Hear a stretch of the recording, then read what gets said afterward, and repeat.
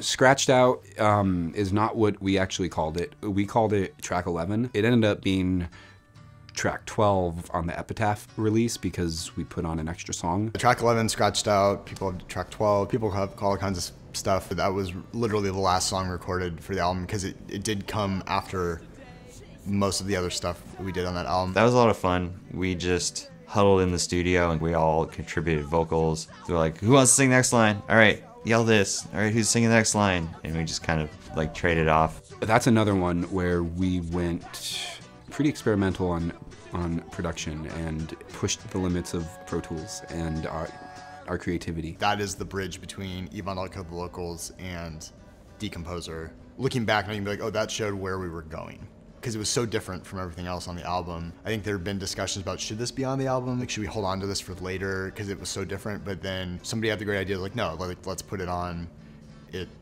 It's a really good way to end that album. Stylistically, it was not pop punk, it was not Warped Tour, it was just something fucking weird and out there. And actually, I don't think anything has been recorded like that since either.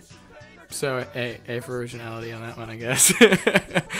So when we recorded that song, we had made some lyric references to some popular songs. So when we signed to Epitaph, we're like, is it okay if we like use these lyrics? And they're like, well, we can try and get clearance from them. They're like, actually, you know what? It's gonna be impossible to get clearance from them. So if you can change those songs, we would really appreciate that. We had to go back and open those songs up and trying to rewrite some of the lyrics. That's a difference that you'll hear on that between our self-release record and the Epitaph record. Man, I gotta tell you about this. We when we played it live in the Bay Area, over time people started to meow over this part of the song, which is hums, like meow, meow, meow, meow. It drove us crazy.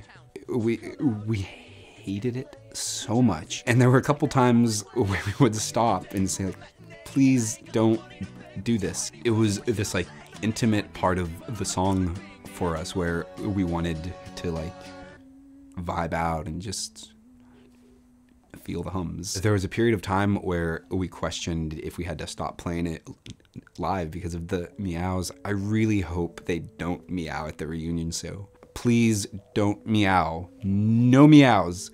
Bad cat. No. Where's my spray bottle?